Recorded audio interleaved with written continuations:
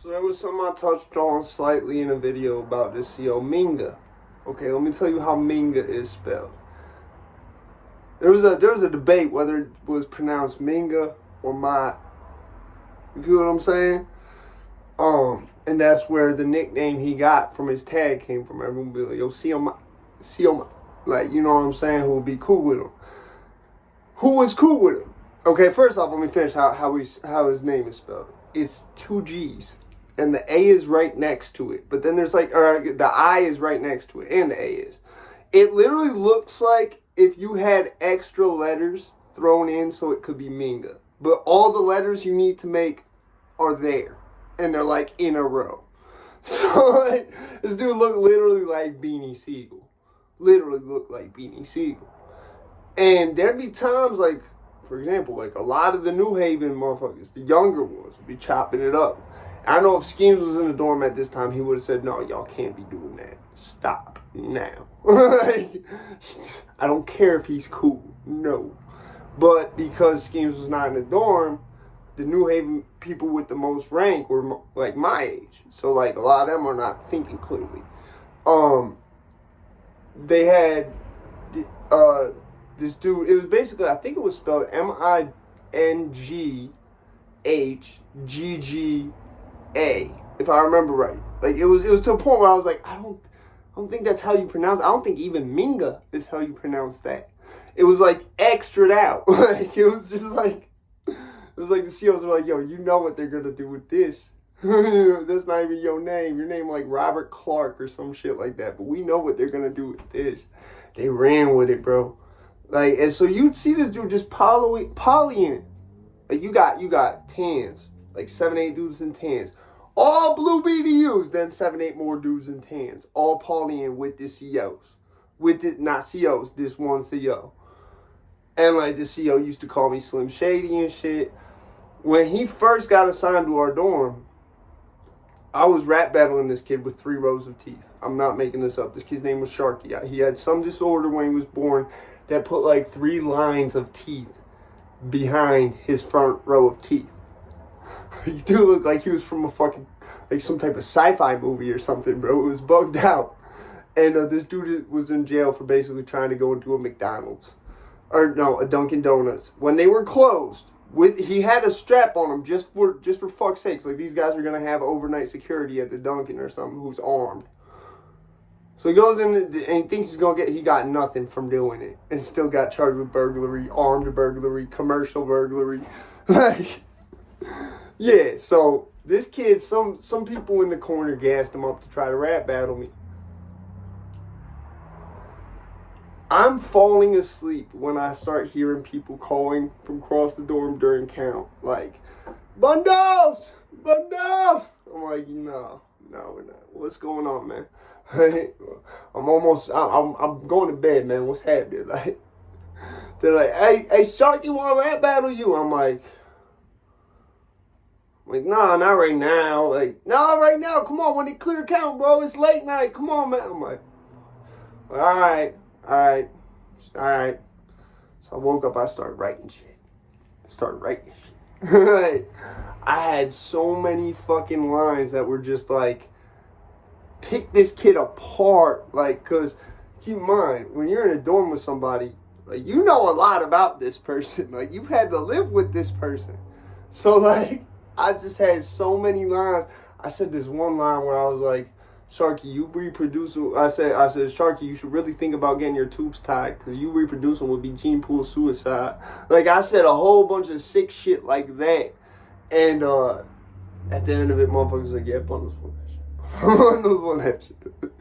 Motherfuckers, like, I was like one of the nicest motherfuckers on the dorm with that shit. Like, not even on the dorm, on the whole compound, but like, I'm humble. So, like, I never said I was like the nicest, but like other people always say that shit. He's like, nah, he's like really like.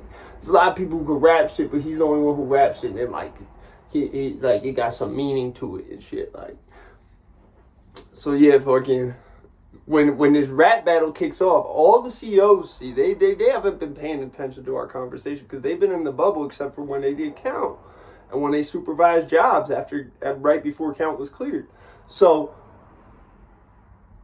all of a sudden, all they see is a bunch of fucking, like, the whole dorm, except for, like, 4 people is running into the day room. So you got, like, 80 people running into the day room. Out of 90 people. They probably thought the biggest riot they ever seen was about to happen. But it's like, why would we all run to the day room for that? Anyway, so they like, yo, Waylon, the little white boy, he was about to hit the code. He was really about it. Like, I seen his hand on the shit when he came out. I said, no, it's not like that. It's not like that. And then they realized motherfuckers was right. And, like, half the dorm that's in the day room was like, no, it's a rap battle. Chill. Like, because they see where this was going. So Minga is in the mix of this whole shit. That's why he started calling me Slim Shady. He's like he got to the day room before Waylon did. But yeah, the whole shit, like, it was just very strange. Like, I really question why that was his name tag badge. And the fact that he would only, like, he wouldn't just be like, if you poly with him, he poly with you. But, like, he really went out his way to, like, insert himself in what was looked at as, like, the power faction in the dorm, which was the New Haven motherfuckers. So there's more of them than anyone else. So he really went out his way to try to, like, insert himself with that, which I looked at as very, very, like, you're trying to get some intelligence from this.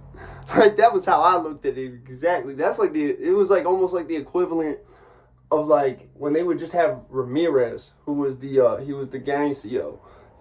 He wasn't the gang CO, he was the intelligence officer. He was right under the gang LT, like the LT Alexander, who has the whole fucking files on all the gangs and all their tattoos and knows everybody who's in them on the compound. He was right under him. So, like, whenever they had him just stand out in the dorm, motherfuckers would get quiet. Like, you wouldn't call people by their aliases and shit like that. You see what I'm saying? You'd be very, very discreet whenever and you knew what he looked like. He wore different uniform than most of the COs. Like, he was usually in an all-black jumpsuit, probably wired up. Like, yeah, so, like, but with this, it was, like, the same shit, but, like, because he's a regular CO, and, like, some COs is straight as fuck. I promise you, there's COs that, I know for a fact there's one CO saw me about to bang out on dude. Literally had the kid lifted up like this, about to slam him.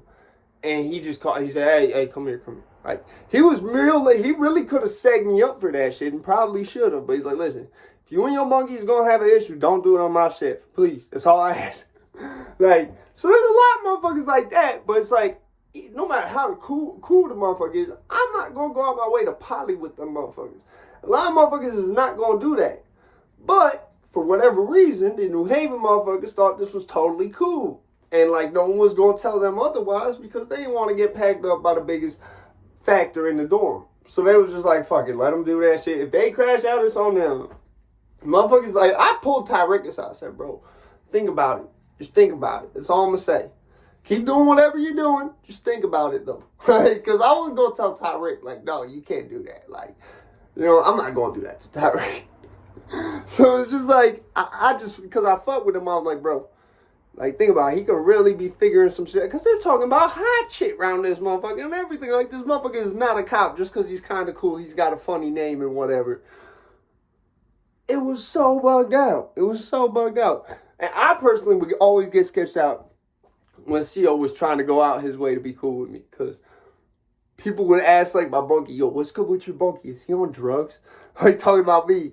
But they never asked me if I was on drugs. They just want to know from other people. It was weird. So I never liked that shit when a CO tried to get cool with me.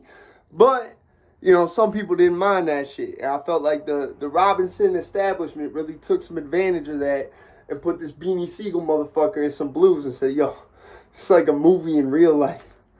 I'm out of this bitch, man.